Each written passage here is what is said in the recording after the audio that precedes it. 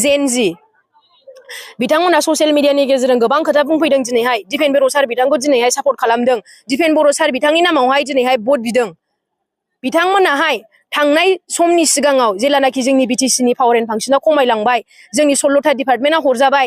होनब्ला जोंनि बिटिसिनि बे थेर बेथेर जालांनाय समाव जोंनि बिटिसिनि अलखद समावहाय बिथांमोना बबेयाव दङमोन जोंथ' बै समावनो जोङो सिन्था खालामनानै जोंहा जाथिनि सेन्टिमेन्ट दं हिसाबै जोङो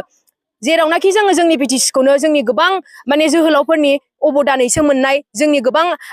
माने आदा आब'मोनाहाय माने जिउखौ गावसोरनि जिउखौ बावसोमनायनि गेजेरजोंसो जोंहा जोंनि बिटिसिखौ जोंहा सोरजिनाय दिनै जोङो दिनैहाय बेखौनो जोङो माबोरै रैखा खालामनो हागोन होननानै जोङो जोंनि जाथिखौ जोङो माबोरैहाय जाथिनि थाखाय जोङो खामानि मावनो हागोन जोंनि फंबाय बिनानाव इयुन जोलैनि थाखाय जोङो सिन्था खालामनानैनो जोङो बै समावनो जोङो हाग्रामा महिलारि दैदेननाय जोङो बिपिएफ गभर्नमेन्टआवहाय बिपिएफ पार्टियाव फैनानै जोङो खामानि मावनो थाखाय जोङो ओंखारबोदोंमोन खिन्थु बिथांमोनाहाय दिनैसो गोदान जेनजि होननानै माने भट बिगासिनो दिपेन बर' सारनि नामावहाय सोरबायदि जेनजि आसलथे जाय प्रमद बर' सारमोनजोंहाय दिपेन बर' सार बिथांमोनजों मिसलिड खालायजायो जाय जोंनि बै बिटिसि बायदि जोंनि गोथार मन्दिर बायदि जोंनि बिटिसि सेक्रेटारियेट अफिसाव थांनानैहाय बुफाय बुसि खालामहैयो बिथांमोनाव थारैनो जाथिनि थाखाय साननाय दंमारोना बिथांमोनाव थारैनो जाथिनि सेन्टिमेन्ट दंना बिथांमोना थारैनो जोंनि फंबाय बिनानाव इयुन जोलैनि खोथाखौ सानोना सिन्था खालामो दिनै आङो बिसोरबायदि माने दैदेनगिरिफोरनिसिम आङो बेखौनो माने बुंनो लुगैदोंमोन खुनु माने बेवहाय रावजोंबो माने मिसलिड खालायजायालासे जोङो जोंनि इयुननि थाखाय जाय मोजां जागोन बेबायदि पार्टिखौ बेबायदि लिडारखौ माने बिथांमोनाहाय फसङोब्ला मोजां होननानै आङो बुंनो सानदों आं जोबोद मोजां मोनदों खारन गोबां जायगायाव आं मिटिं जाबाय मोनफ्रोमबो मिटिङाव रायजोफोरनि जेनाखि ओंखारनाय बाहागो लानाय बे माने साननायनि बाहेरायाव बेखौनो बुंदों जे बिराद खालि जयनिं आं बेखौ नुदों आरोखि गतिके आं सानदों एबाराव जोङो सिडनी समस्तियाव जोङो मोजाङैनो जों देरहालांसिगोन रायजोनि आदरखौ मोननानै आं मोननै खोथा बुंगोन बेवहाय बेखौ जुदि बेखौ बुंदोंब्ला बे मानसिया जाम्बा एक नाम्बार आरो दुइ नाम्बार बे बिलजों सिफायदों जुदि होननानै बुङोब्ला सिफायसिगोन होनोब्ला बे रायजो राजाफोरखौ थगायनाय जादों मिथिबाय खारन 125 एमेन्डमेन्टआ जाहैदों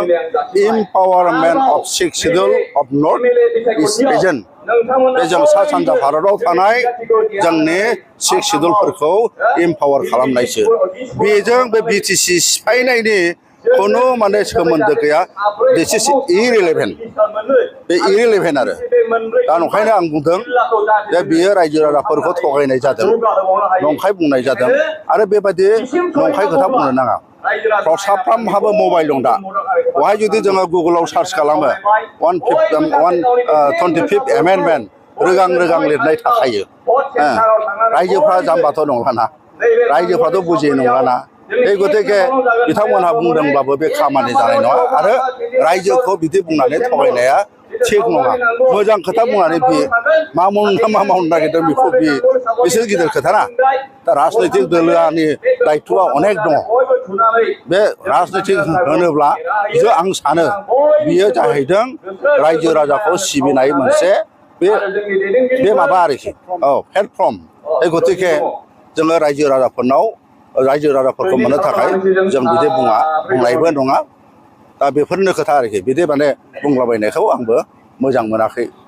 बेथ' जाथावनाया नङा होनबाय आङो बे 125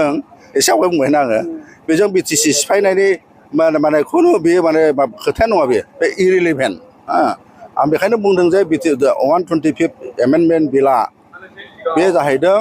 जोंनि 6 शेड्युलफोरखौ इम्पावारमेन्ट खालामनायसो आरो बे इम्पावारमेन्ट खालामनायावनो गासिबो दंजोबो आरो इम्पावारमेन्टआ माखौ इम्पावारमेन्ट खालामगोन बे बेवहाय दंजोबो गतिके